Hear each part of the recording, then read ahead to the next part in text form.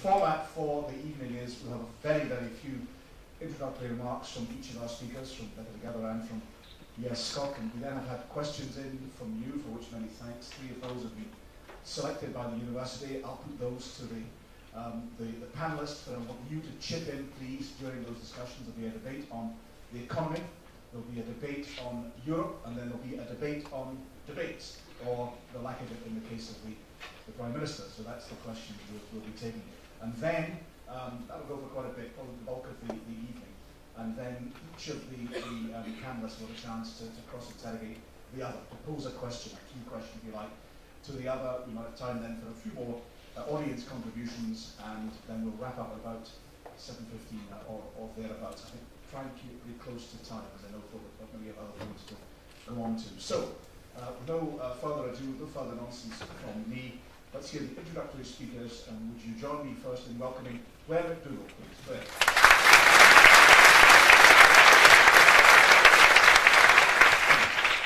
I don't want to talk for too long because, as Brian said, we're here to answer your questions. But the one question I would like to answer tonight, and given that we have not only I think the referee for this, but the referee of Scottish politics, it would be good to settle for once and for all how you tell two Blairs apart when asking questions in a public meeting. We've had yes Blair, better Blair, and less flattering distinctions made between the two of us.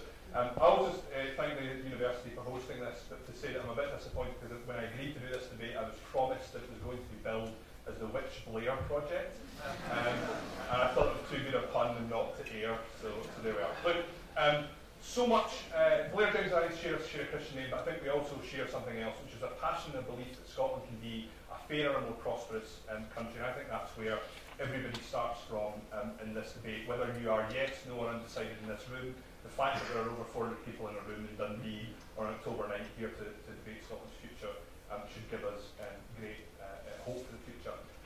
But so much of this debate, although it's passionate, seems like it's black and white.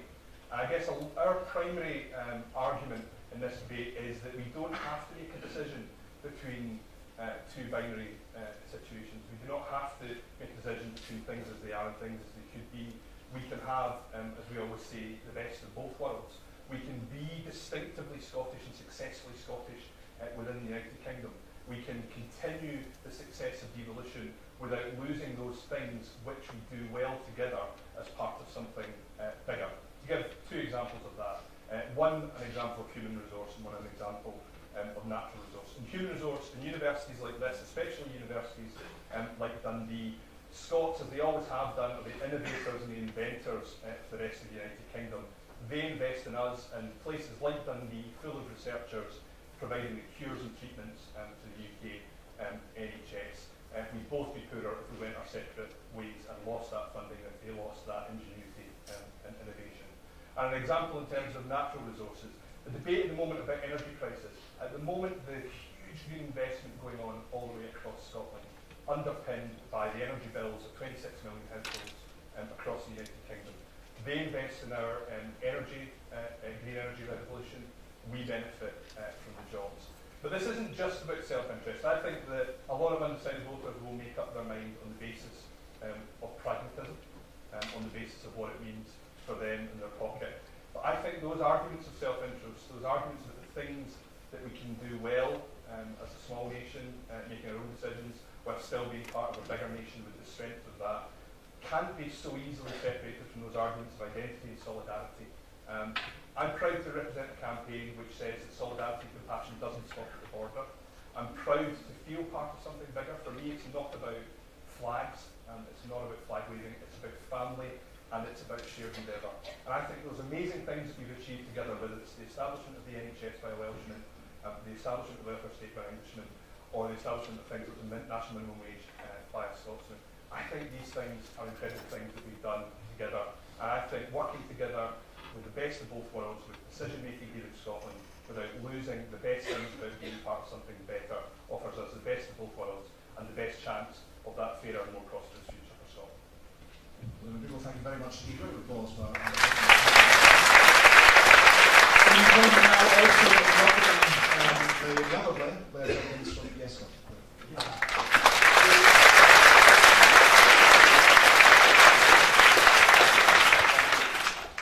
What the independence debate is really about is what kind of country do you want to live in, what kind of society do you want to live in, what do you really care about, what's most important to you. And I think that's the process that everybody's going through in Scotland. And it's a process I would ask you to go through, not just tonight, but in the coming months as we move towards the referendum. What do you feel strongly about? What are you passionate about? What kind of Scotland do you want for yourself, your family, your friends, your community? Because I think it's that process that honestly takes people towards a yes position and a decision to vote yes next year. And I think if we go through that process of honestly asking ourselves which outcome next year, a yes vote or a no vote, which is the outcome that's most likely to give you the kind of Scotland you want, the kind of country you want to be part of, then I think that's what leads people towards a yes. So I'll talk about the three main compelling reasons that constitute the yes case. They're based on democracy, they're based on prosperity, and they're based on fairness. Now, only with a yes vote will Scotland always get the government it votes for. And that means we don't get policies imposed on us by governments we didn't vote for, things like the poll tax and the bedroom tax. Now, we know that Scotland can be a very prosperous independent nation. If we were an independent country right now, today, we would be in the top 10 of the world economies in terms of wealth per head of population. But what independence allows us to do is to use that wealth for the majority of our people, to make it work for Scotland, so that we're not just a rich country, we're also a rich society. So it's only with that yes vote, only with a yes vote, do we get the opportunity to create a fairer Scotland, a country where we look out for one another and where social justice is much higher up in the social agenda, much higher up the political agenda than it has been. It gives us a chance to move away from the direction of travel of the UK under successive governments, where we've ended up being the fourth most unequal country in the developed world, and according to the experts who do these sums, well on our way to becoming the most unequal country in the developed world. I don't believe that's the direction of travel that the people of Scotland want. So we know that Scotland has got what it takes. We know we have the evidence to show that we can be a successful, prosperous, independent country. So what we need next year is just the courage and the confidence to make that decision. I am absolutely certain that Scotland will make that decision. Thank you very much.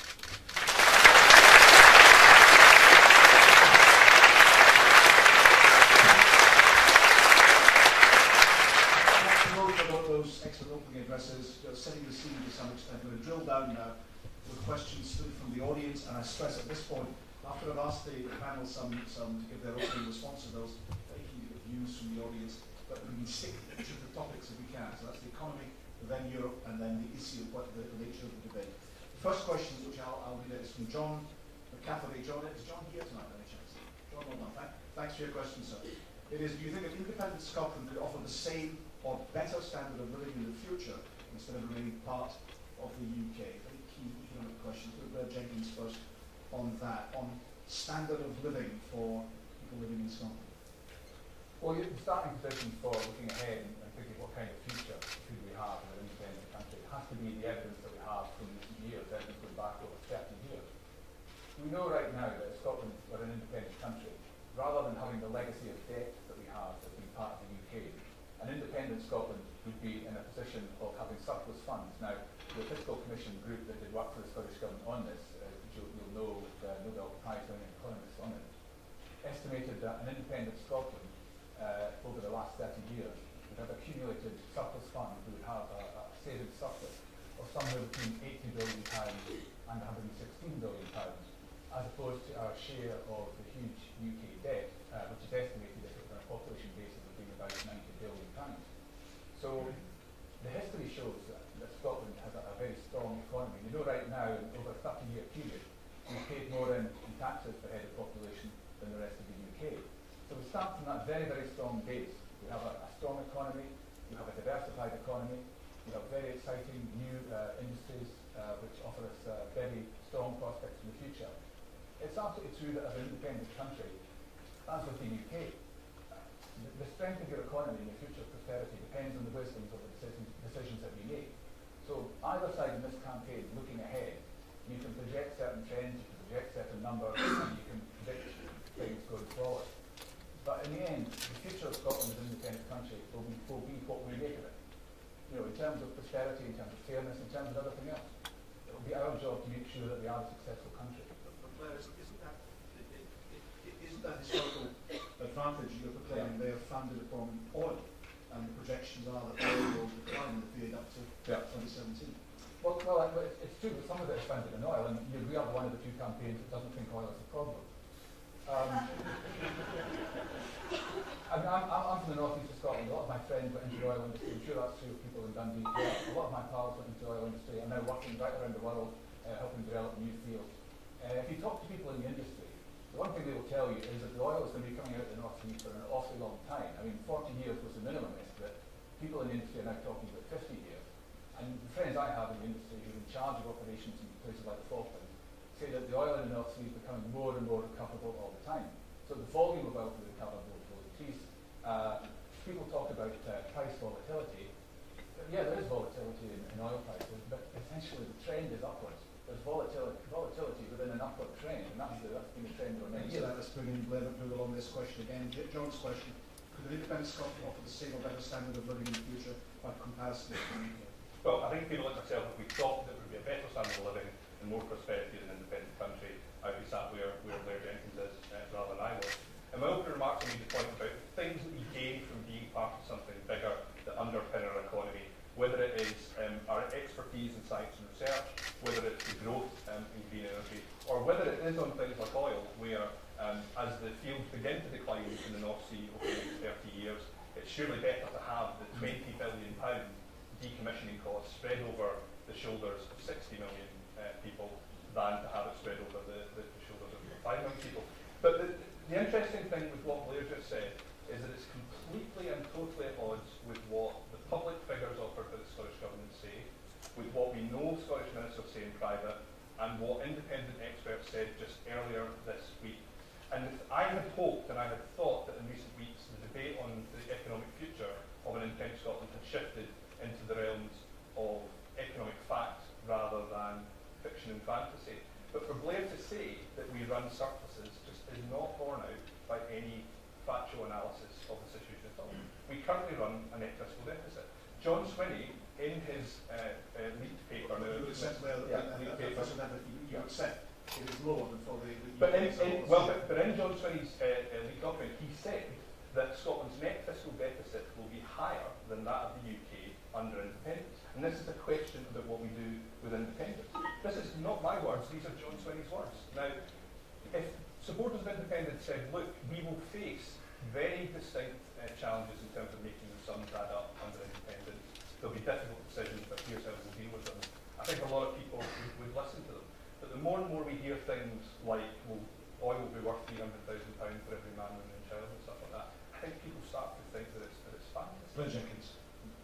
Well, I think the data is there over a 30-year period that Scotland's finances are stronger than the UK's. Now, Scotland were an independent country, currently we'd be running an annual deficit, an annual budget deficit, as is every other Western economy. 1 or 2 or 3 or 4 years of being in deficit does not demonstrate the long-term trend of the country. We've been in deficit every year for the last 10 years. The figures over 30 years demonstrate that an independent Scotland would have been in surplus, very comfortably in surplus. We would not have the accrued of the UK. But there's a broader point here. I think the question was intended to elicit a broader response than just a bunch of numbers. So what I would say is this. I think the price of staying in the UK is too high. I believe that if you look at the cost to us of staying in the UK in terms of gross and growing inequality, in terms of wasting many, many more billions of pounds on weapons of mass destruction and decline, in terms of child poverty, growing and growing fuel poverty, in terms of the assault on living standards and benefits, the price of staying in the UK is a price we can no longer afford. Do you accept, Blair, that the Institute for Fiscal Study, which is one of the reports that Blair was referring to, said that the advantage of North Sea oil would be outweighed over a period by the loss of the consequentials from Barnet? It couldn't make up the gap. Well, I think the point about Barnet is the UK and Scotland both have to run currently with a budget deficit. And there is the issue about borrowing to fund that deficit. But an independent Scotland, a starting position, and looking ahead, except in the next few years, as I said, would be a small fiscal loss.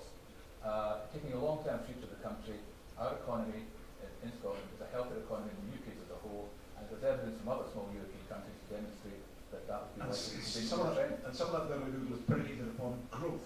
You don't give any account to the prospect that a small country might be able to be more dynamic in the economy. This is the argument made by Scotland. Well, the argument for Scotland being different cannot be made on the basis that it will happen just because we're independent. It will happen because of the policy.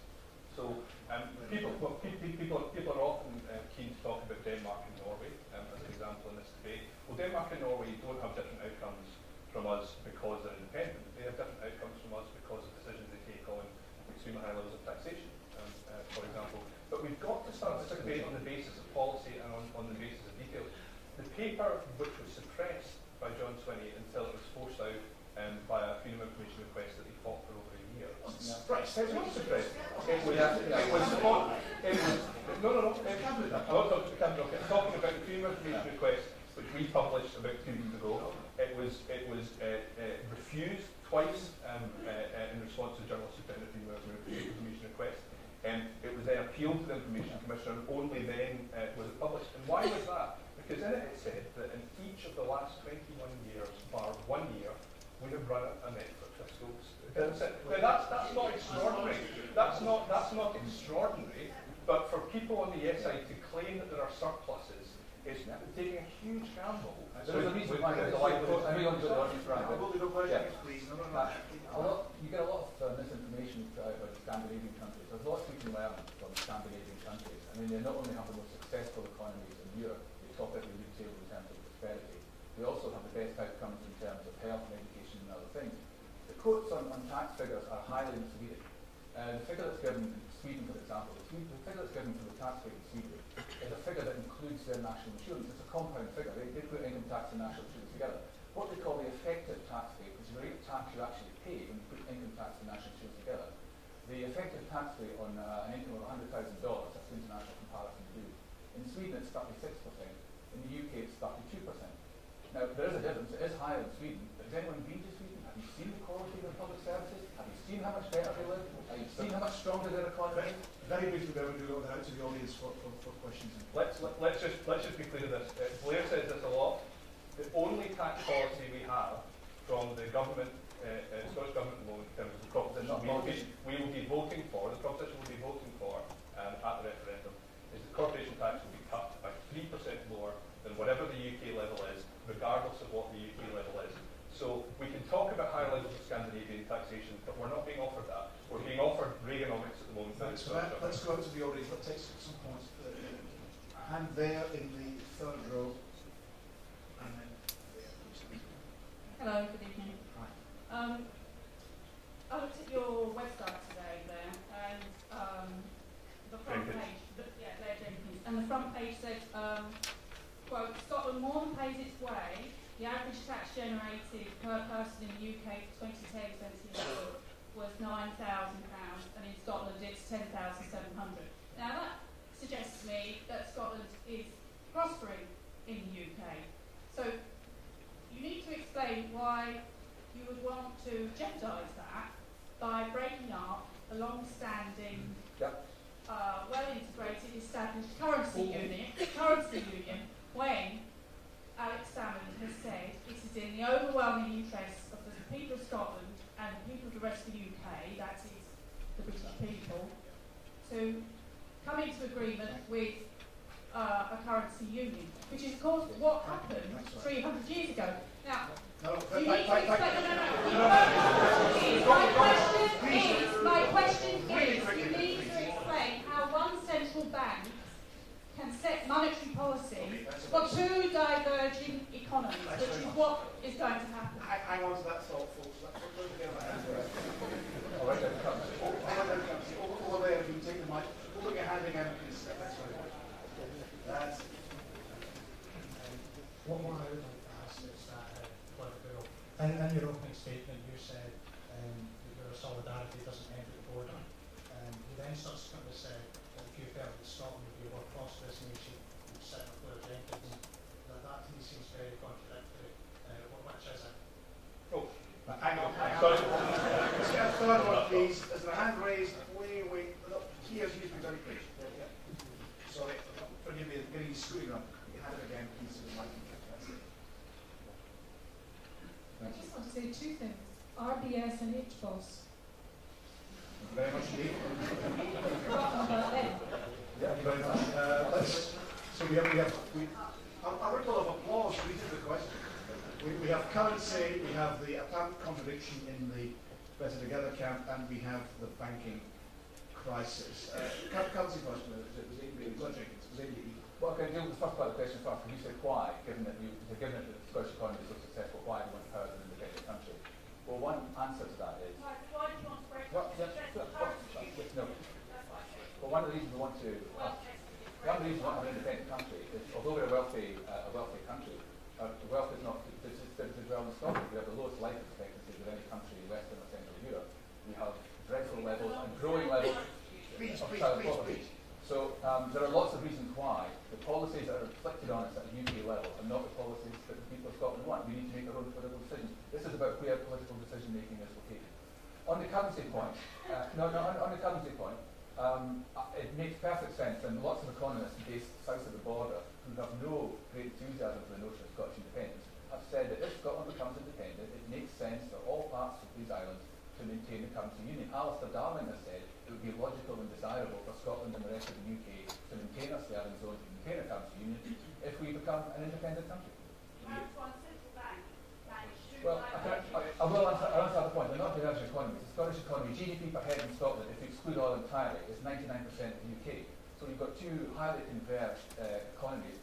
The rest of the UK is Scotland's biggest trading partner. Scotland is the rest of the UK's second biggest trading partner. So it does make sense, it makes practical sense to maintain a currency union. Do you accept, Mr. Jenkins, on the question of the currency union, that our UK, the Bank of England, would have a position to adopt on that? It could be the case that Scotland would simply say, that is it, we're having a currency union. You would have to negotiate with a formal currency union would require both halves of the UK to agree on that. That's absolutely true.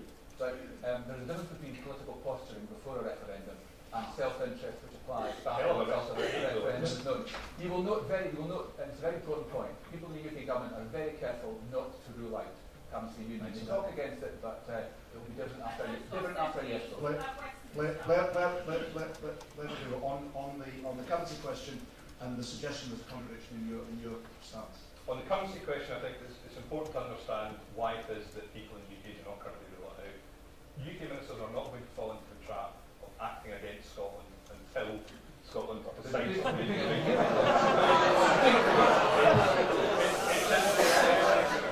It's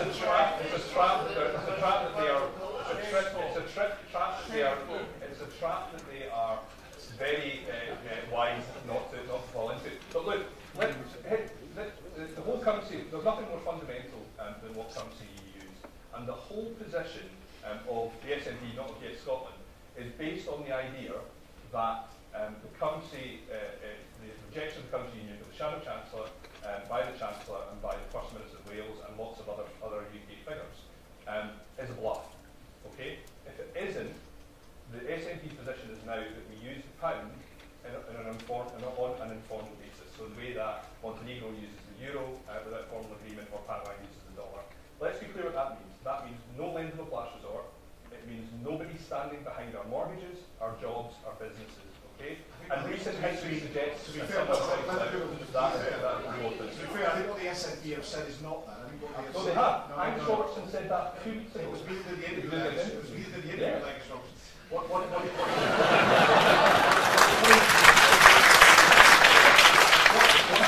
SNP position is to say is we could use the currency anyway, therefore it would be in the interests of the UK to operate a currency union rather than have this maverick on its board. Do you accept that there would be a pre-independence position and a post-independence position? No. The Chancellor is saying now in January. Honestly, when I speak to people in the rest of the UK, they are not playing this up; they are playing this down. Honestly, look, this isn't something. There is at least a possibility, even the most ardent nationalists could accept it, that the rest of the UK could say no. There's no current legal framework for sharing a currency. We need to establish a eurozone-style situation. How would it be in the interests of the rest of the UK to say no? Well, nobody would suggest that the UK at the moment should join the euro without considering the economic risks, without considering what the impact of sovereignty for the UK. I think there are huge questions as to whether the rest of the UK would accept that. And also let's remember that the premise behind that is that with us having just walked away from the UK, we would then be asking the UK to sign up to a situation where they would need to sign off our budget with us, we would need to sign off our budget with them, where we would be sharing risk without sharing a fiscal union. I just think it's highly doubtful. Blair Jenkins, very briefly on that, I want to move on to the banks. Well, as I say, I think the difference after independence, yes, would be very, very considerable. It makes sense for both countries. Why, if you're the government of the rest of the UK, why would you impose on your entire industrial and business infrastructure currency exchange costs with the second biggest trading partner you have? It doesn't make any sense. I think pragmatism would prevail. There's a difference between what you say pre-referendum and post-referendum. But we do go on to the question about the banks, the RBS. Yeah. Really says, you know, it took me to say RBS and HBOS. How relevant, Jeremy, do you think that is? Well, it's germane to the point I said. So the position of the SNP is to at least have an option on the table, sterlingisation, so no lender of last resort. They've also referred to the Isle of Man as a potential model for how they would do it. Cyprus, when it went into its own banking crisis, had banking assets which were about 7 times the size of its economy. Ireland and Iceland had banking assets in the various crisis that were about 9 times the size of their GDP. Scotland currently has 12.5 times our own GDP in banking assets. These issues of who stands behind our banks and who stands behind our economy are not things that we can be so loose with that, hey, we'll just see what happens. We need to know what the plan is if a country union is not. I think the remark related. I've been clear that yes, I take the point that the debate tonight is between better together and yes, Scotland. But if you will forgive me, the SNP are slightly germane to this. I'll move on to the banks. As a governing party. I'll move on to the banks point, but just one very brief footnote on the currency point. The Eurozone got into difficulty because there are vastly different economies contained within the Eurozone. The thing that went wrong with the Eurozone did not apply to the sterling zone. It's a very false comparison that people make.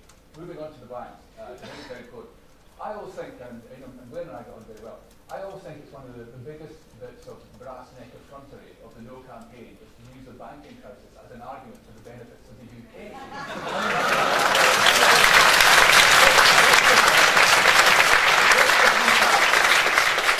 Let's just briefly recap, because I hear some of the guys. I hear people like Alistair Darling, standing up saying, well, I want to take credit for launching some of the lifeboats. What I never hear him say is, I was a guy on the bridge when the ship hit the rocks. I was asleep at the wheel. And that's what happened. The people of Scotland entrusted financial regulation, entrusted the monitoring and supervision of the banks to the UK government and the UK financial regulator. They let us down very badly and brought the economy to the brink of collapse because the banking sector was poorly regulated. I'm going to move on now with a very important point, because the very important point I must make. The biggest contribution to the bailout of the banks in the UK was made by the US Federal Reserve, which gave to British banks 10 times as much as the UK government contributed to bailing out. Mr. McDougall, and then two more questions from the audience on the economy, please. McDougall on this one. If all that he's just said is true about how the UK is so terrible at regulating our banks, why has he just argued for a position which would leave the regulation of financial services with the bank?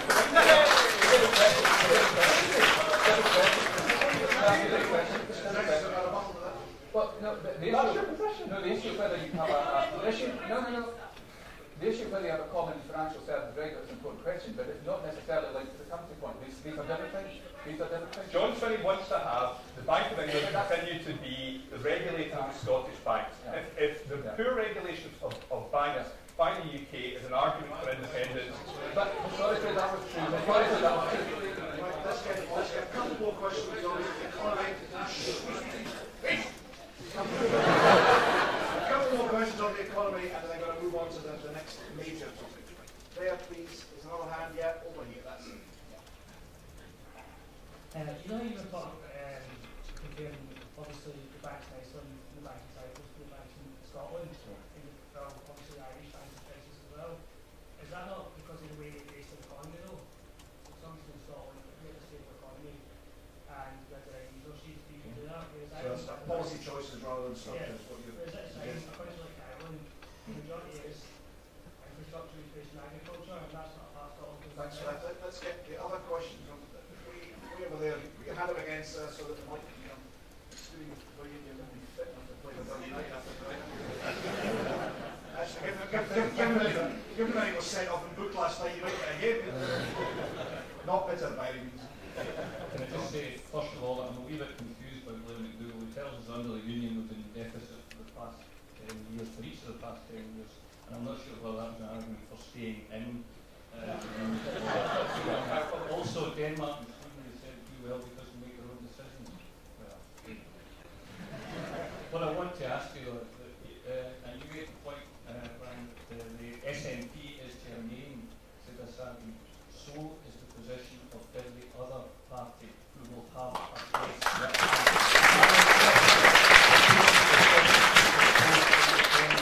Why do they keep quiet? Why do they not share with us their post-independence plans? Or they just keep quiet long Thanks very much for that. Let McDougall for us. Two questions there.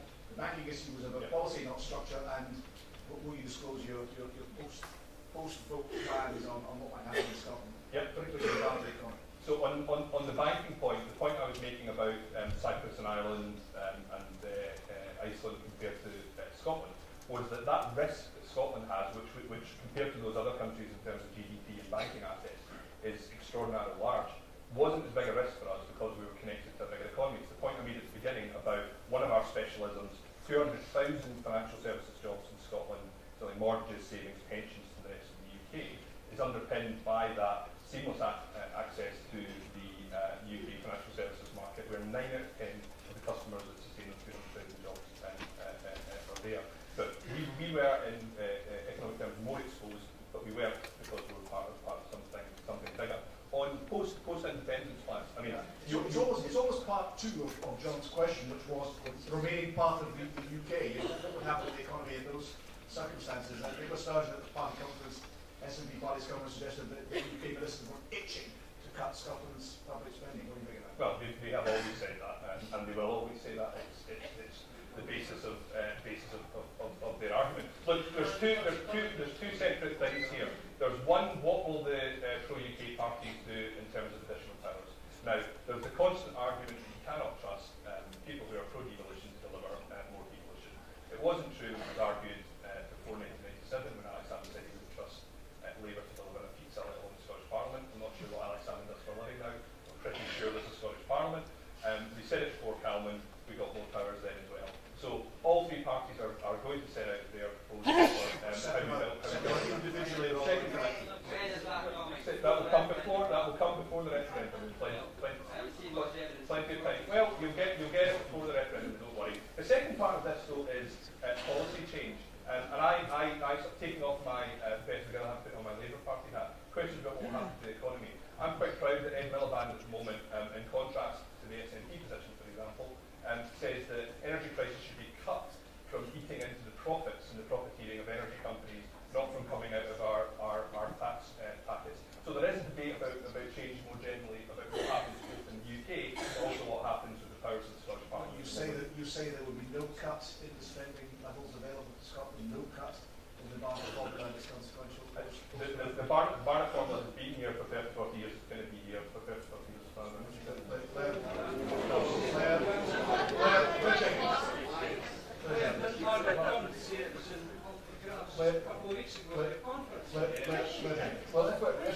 I think we've now moved on to what happens if we were to make the very regrettable mistake of taking over next year, which I don't believe will happen. But what's the consequence? What follows from that? Well, there certainly are consequences coming over the road. Lots of figures in the UK parties have said more or less in terms that the Barnett formula would be scrapped, amended. There would be a day of reckoning for Scotland if we were to vote no. So I think we have to bear that very heavily in mind. In terms of the direction of travel, which has been consistent now for 30 years in the UK, as I said earlier, towards a more and more unfair and unequal society. 80% of the jobs created in the UK in the last 5 years have been low-wage jobs. This is a low-wage economy. Almost all the benefits that have accrued to this society in recent years have been to the top 1 or 2%. We're becoming an ever more unsustainably unequal society. I mentioned Scandinavian countries. It is absolutely possible, and indeed much more desirable, to have a successful economy which is also There's one last, just a brief thing I want to say about the banks, because it's worth bearing in mind. You know, where you have your headquarters has nothing to do with who picked up the burden for the bailout, and that wasn't the standard that was applied internationally. The bailout was done according to where you traded. 80% of the RBS losses were in the City of London. The City of London culture at that time was one of high risk, it was one of negligence, it was one of being highly speculative with money, it was one of not understanding what their assets consisted of. There's been a lot written about what was wrong with the banking system, but the root of that was in the City of London. And two Scottish banks, which were nominally Scottish, were part of that problem. Thanks very much.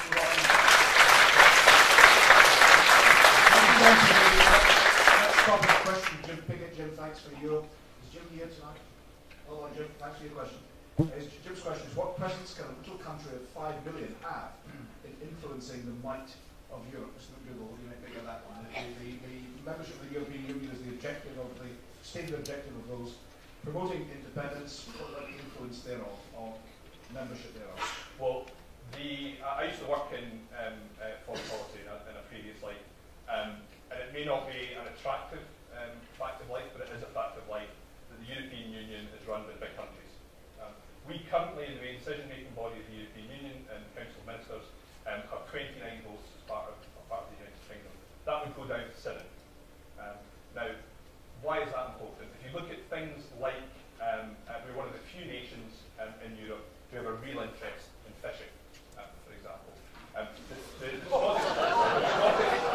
Scottish Fishermen's Federation, not my words, Scottish Fishermen's Federation asked, why would it make sense as one of the few nations in Europe to have that interest? Would you reduce your voting capacity at the main negotiating table in the European Union from 29 down to 7? But look, we can have a debate about what it will mean for Scotland within the European Union. I think the unfortunate thing so far, with what we've heard from the Scottish Government, is that has not been based on an honest assessment of what it would mean. First of all, we had £20,000 on a court case to cover up the fact that they actually had no legal advice on the status of Scotland within the European Union while they were out there saying they did. Okay? Earlier this year, in July, when Croatia joined the European Union, Nicola Sturgeon said that they didn't have to join Schengen and they didn't have to join the Euro.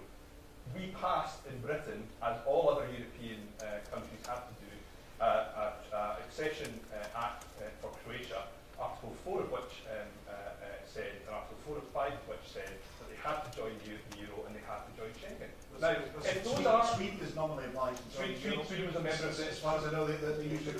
Sweden is the example that's always used. Sweden was in the European Union before the Euro existed, so it's quite a bit every other nation that has joined since then has had to join the Euro. But if the premise of the SNP and the Scottish Government argument is that we would get a better deal than every other country which has become a new member state of the EU, then that's fine. But let's be honest that there are red lines and there are benefits we have as part of a big nation within the European Union that we would just picking up at one point, what about the influence that the UK government wields, what we call the big stick?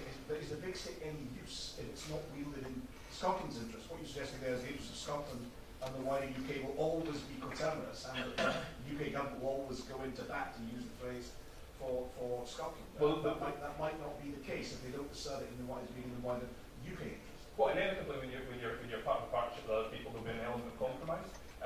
I think that it does matter to Scotland in, for example, fishing negotiations, that we are one of the big nations.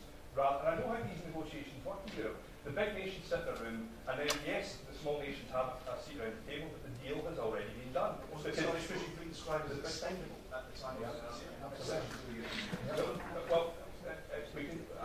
would not defend everything that we've done, but what I'm saying, what I'm saying is, surely it is better to be at the top table making the decisions than being one of the countries that is ushered in at the last minute and the deal is already. I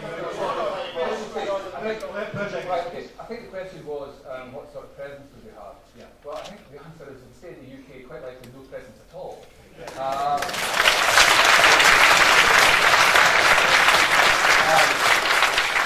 Because we know that the strong likelihood is we'll be faced with an in-out referendum on future membership of the European Union. And opinion polls suggest that might very well mean... You expect the Conservatives to win the next UK general election?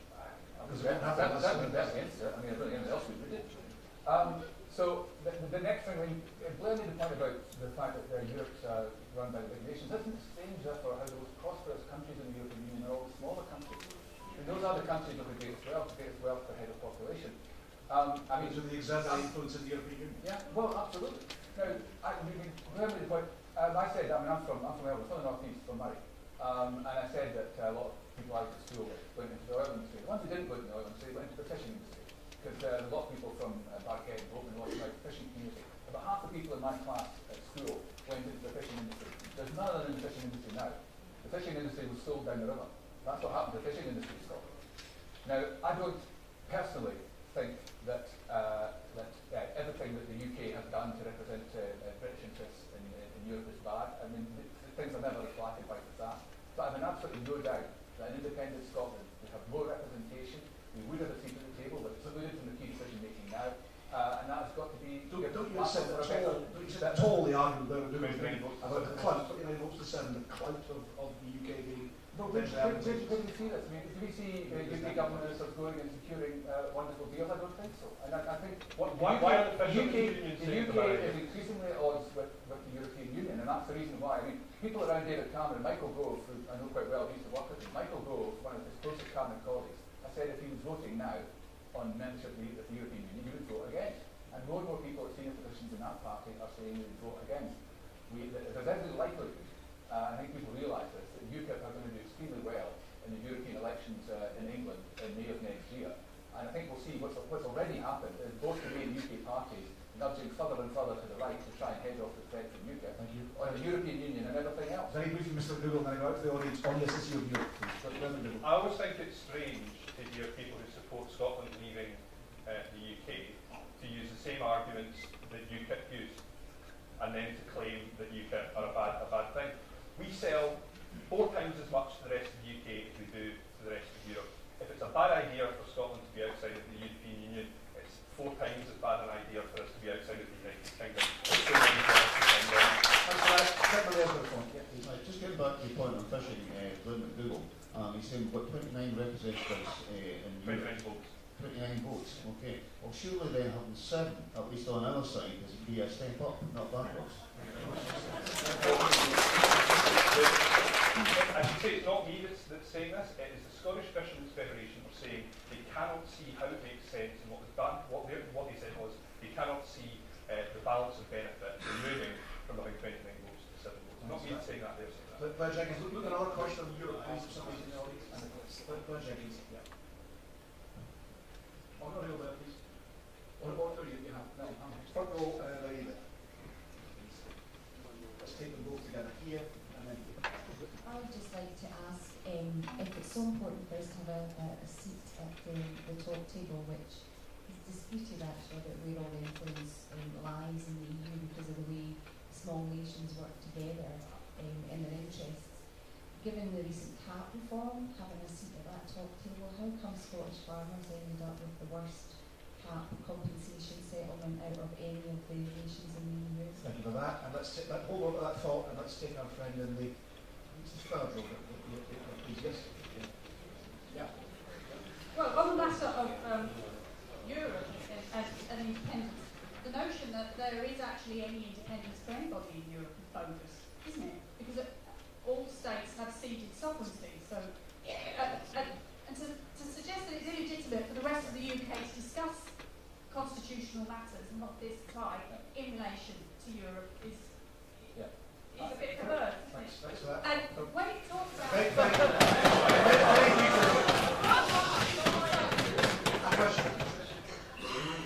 the Scottish Government wants to fix alcohol, minimum pricing for alcohol. In Europe, they can't do it, so there is no independence in Europe, is there? You can't do something as small and simple as fix the unit of price of alcohol for Brussels. It's telling you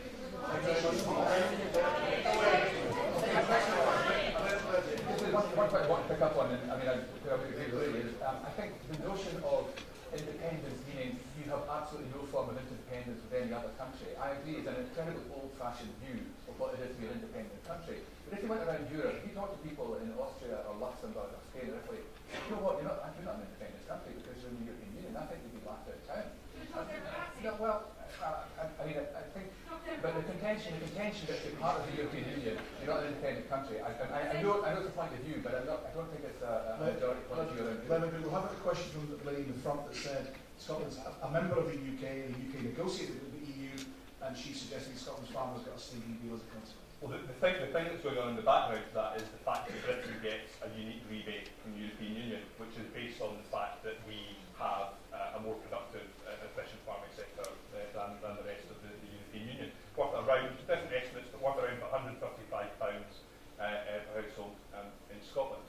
No other country in Europe has that. Now, the SNP government position at the moment is that we would automatically inherit that all 20 other states would suddenly just wave us through the door and allow us to keep that. So we can have a debate about swings and roundabouts and what would be best within the European Union. There will be a price extracted from Scotland for its new membership of the European Union. And we just need to be honest about it, because we've not heard what their red lines are, we've not heard what their negotiating position is. But even people like Professor Hughes Hallett, who's on the SNP's Government's Fiscal Commission, which Blair Jenkins quoted from a minute ago, he said that every new country that signs up to the European Union has to sign up to join the euro. Now that's what he said, not what I said, right?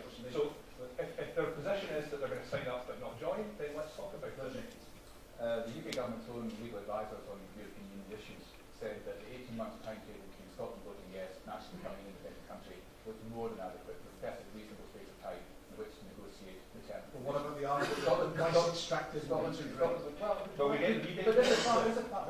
part of, I mean, there are very easy ways to establish what Scotland's position would be in the European Union if we vote yes, and that would be for the UK, and only the UK government can do it, to formally ask the EU what would be the position. So there are all these areas, currencies and other, where it suits the no campaign to try and maintain as much uncertainty as possible, but they are the gatekeepers, they are the blockage to giving people certainty as to what would happen. There are issues, and I absolutely expect that the precise terms and conditions of EU membership, which would be continuing membership, would never be continuing membership. The precise terms and conditions, you have to go on the basis of probability and just your experience of human nature. If we all woke up every morning thinking the rest of the world was out to get us, we'd never leave home, you know. I mean, it's, I think, and there's been lots of comments around here about how welcome an independent Scotland would be in Europe, and I've absolutely no doubt whatsoever that we would join a very welcoming and very receptive European. Do you think we'd have a rebate? Well, the terms and conditions themselves, it's quite possible we would do it. You think of what we bring. You think of what we bring to the European Union. The European Union's biggest oil producer, the biggest shore of offshore tidal energy. There are lots and lots of things that we bring to the European Union. Well, whiskey, I think, by the boat, absolutely.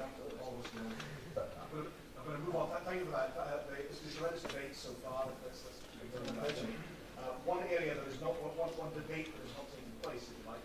The next question comes from Emma Fado. Have I got the right pronunciation? Is Emma here? Never mind. Anyway, second question Emma Fado asks, does David Cameron's refusal to engage in a live TV debate with Alex Salmond not completely undermine the Better Together campaign by showing lack of respect for a prospective Prime Ministerial peer? I assume the question is to me. Why won't David Cameron debate with Alex? If I'm honest, I don't get up in the morning and worry whether Alex Salmond's ego has been damaged. It's not what drives me on a day-to-day basis. Look, the slogan, the basis, the philosophy of the entire Yes campaign that Alex Salmond is leading is Scotland's future in Scotland's hands. Okay, he cannot have it both ways. Okay, our side gets to decide who debates for us. Their side gets to decide who debates for them. But this is a decision for Scots to take in the referendum next year. But if that is the case, if the Prime Minister will not engage in a debate, should he be engaging in the controversy at all? Should he be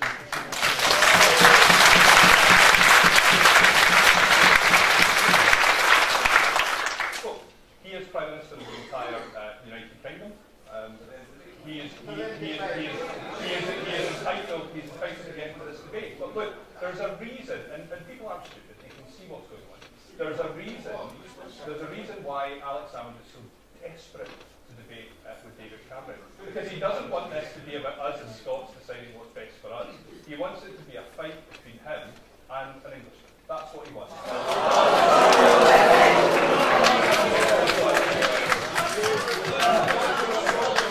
Why would he be so desperate to debate with us?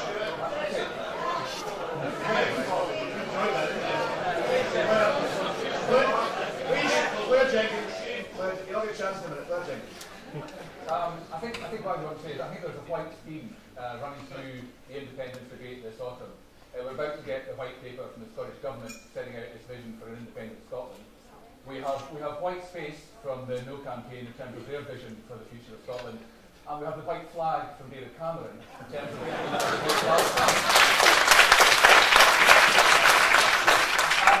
my view is, I think, and this is honest, I mean, I have a lot of experience in broadcasting, I think this might change.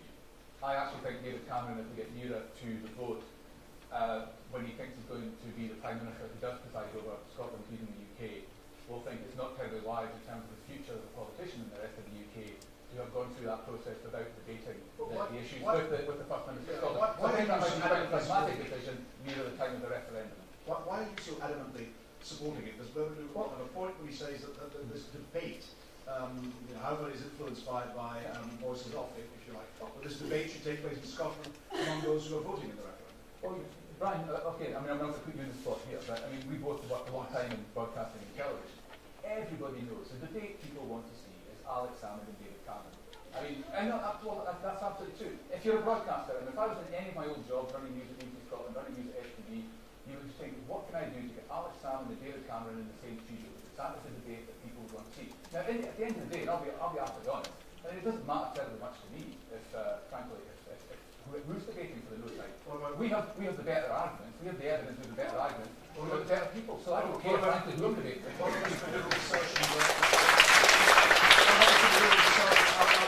Wants to debate David Cameron because he's seen as English and in that case perhaps somehow remote from the concerns of Scotland.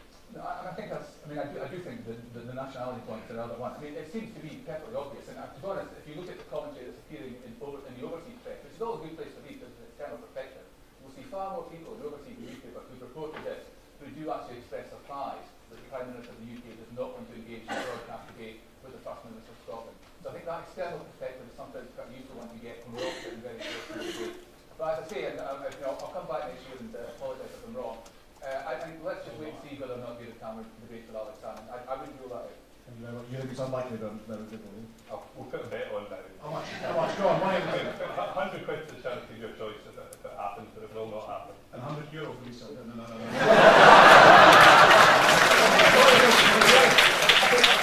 I'll take that bet because even if I lose that one, I'm winning the main bet. You know. Let's get some questions on that. Gentleman over there, please, in the second row. Sorry, we're getting towards the end. I just wanted to make a comment from you. Just about the opening remarks from Blair Dougal. I've sat through, I'm English as you can tell, I've sat through sort of 3 years of hearing people talk about the referendum. I've listened to lots of Labour politicians. 3? Try 30. And they all talk about social democracy, and they all talk about it as though they believe in it. But they don't seem to notice that the party they belong to ceased to be a social democratic party a long, long time ago, and is now just a pale impression of freedom.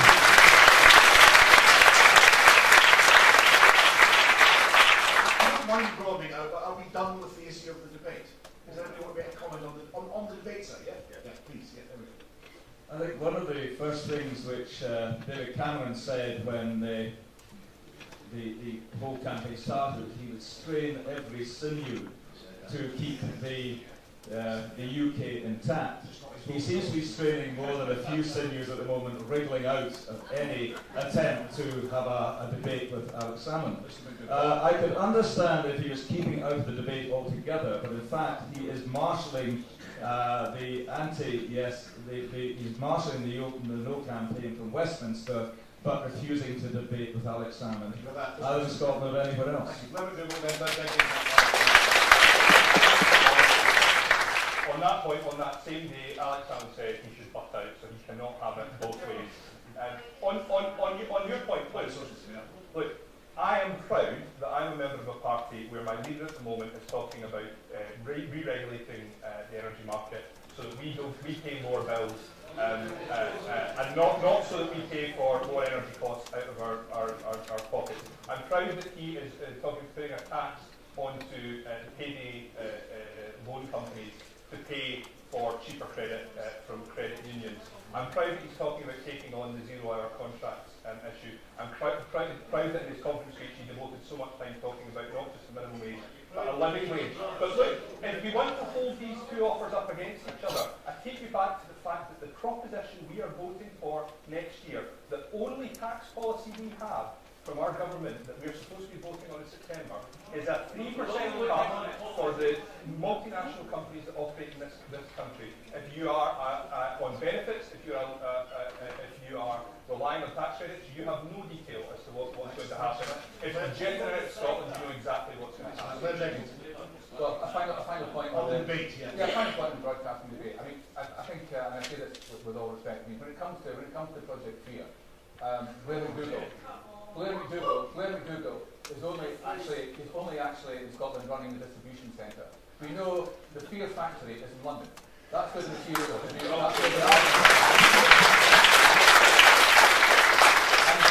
the guy who runs that factory should have the courage and his convictions and get out and debate. That's it.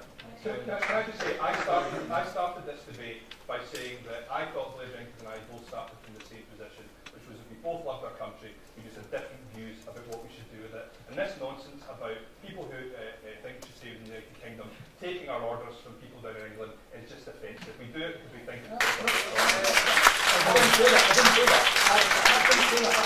What I'm saying is that the arguments, the case that is being made to the Union, all the documents, all the material that's being produced is being produced in London. It's being produced in Whitehall by UK government department.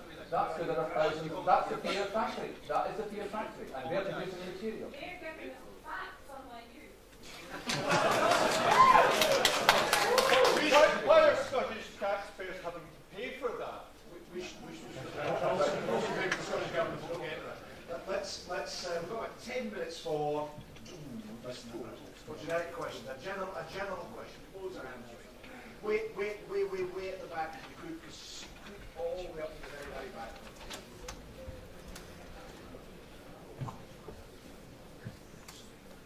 Sorry, a question about sort of shared resources in regards to funding and higher education funding.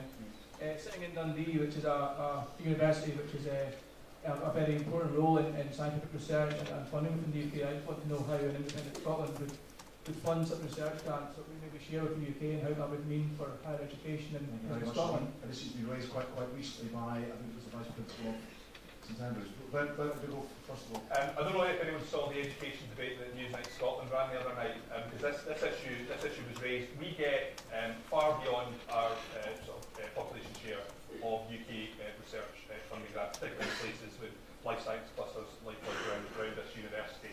When this was put to him, Mike Russell's response was that we would have a system like happens in the Scandinavian countries. Now, there is a shared research grant running across those countries. It is £13 million. Okay?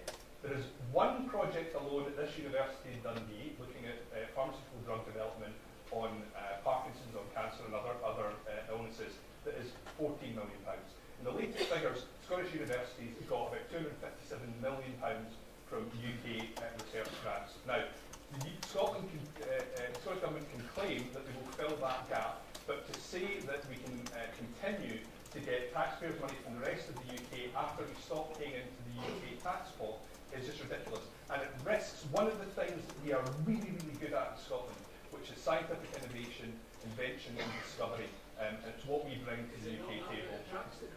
But it's taxpayers' money that is paid for by taxpayers in the rest of the UK. Doesn't go to Ireland, doesn't go to other countries. It is UK funding. Last month, the principal of the university sat right where you're sitting now and said the biggest threat in the university sector in Scotland was the British government's immigration policy.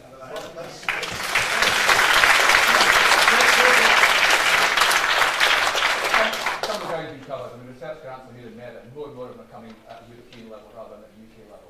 I talk to university principals, and they say that's not the area that is of primary concern to them, is research grants. They think that would be okay. Their main concern, the benefit they see from an independent Scotland is actually, and the gentleman alluded to it, is being able to relax some of the more ridiculous and strict restrictions on overseas students coming here. This is an area where Scottish universities, which are excellent universities, including this one, can grow their businesses, help to grow our economy, bring people here and help to stimulate higher education in this country. I think the other thing I would say, and I'm sure there'll be more on this in the white paper, I think the record of support for higher education in Scotland is a much prouder record than the record of the UK government in respect of England and Wales. I think there's not much knowledge in Scotland of just how badly higher education in England has been affected by tuition fees and by the debt that are being incurred by students south of the border. So I think I'm very proud of that. Thanks for that. I got so carried away ignoring these questions. I've got one key little element, one key element of the entire thing, which allow the participants to cross-question each other with a quite answer. I'll go straight to that. I think we said Blair Jenkins first. Blair, you want to ask Blair a question? Yeah, okay. There does now seem to be widespread agreement that an independent Scotland would be a successful and prosperous country. No one has disputed that. Against that background, armed with that knowledge, why would people in Scotland continue to endure Tory governments that we didn't vote for and have David Cameron and George Osborne running economic policy in Scotland with an austerity agenda and a privatisation agenda, and also running welfare policy in Scotland with benefit cuts and the bedroom tax? Why should we put up with that? Well, I have spent my entire political life campaigning for Labour governments, both in Scotland and in the UK, and that's what I'll continue to campaign for. And it might not have escaped your notice, but at the last general election, after the end of the longest period of Labour government in British political history, the Conservatives did not win the election. It was a hung parliament, okay? The idea, this suggestion that somehow the rest of the UK is populated by right-wing extremists does not bear scrutiny whatsoever. But if those governments in London are so bad, why on earth would we want them still to be controlling our budgets through our currency union? Why on earth would we want them to be controlling our banks? It's not a credible position. Well, I think there's a point to be made. Why we could have, I'm not in any political party. In the UK, we have alternating Labour and Conservative government. Journalistically, in an independent Scotland, likely we'd have alternating Labour and SNP government. And that sounds like a better deal to me, to be honest.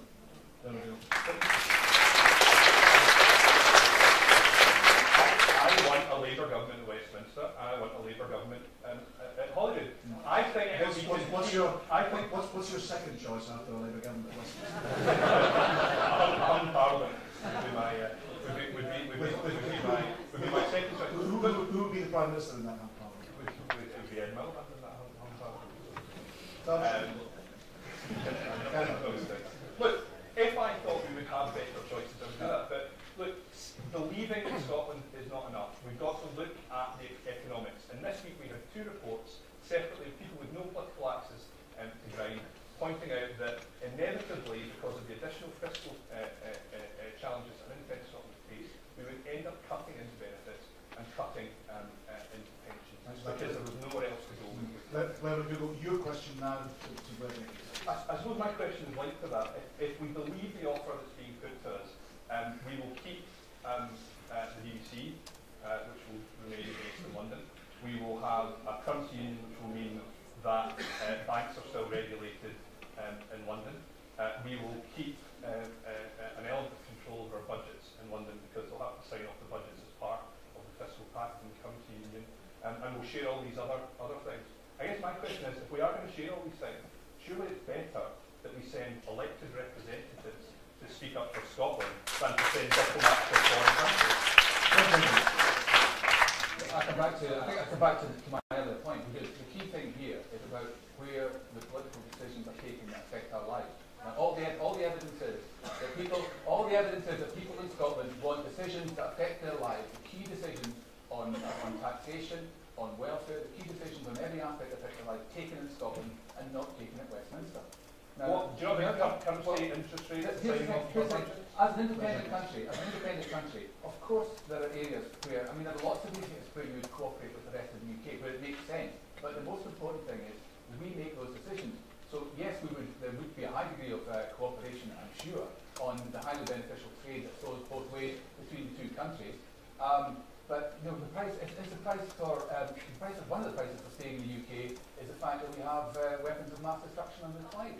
So why should we don't need to do, why should we endure all the things we have to endure as part of the UK when we don't need to, which is a perfect successful independent country? And there is no prospect of changing Westminster on any of these issues. Thank you very much indeed for that.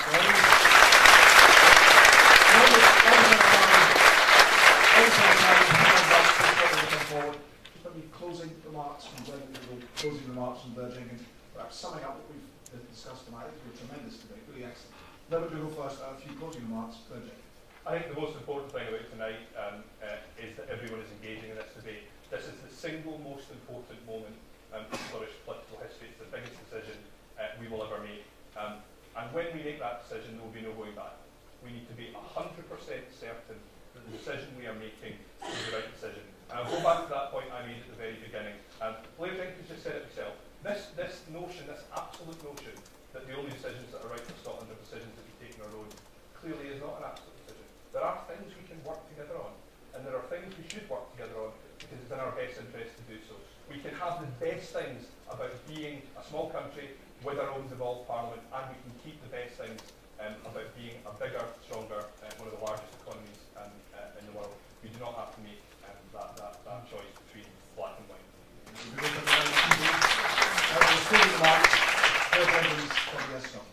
Yeah, one of the interesting things I've sometimes wondered is a lot of people in the room will remember the devolution referendum in 1997 and the start of the new parliament in 1999.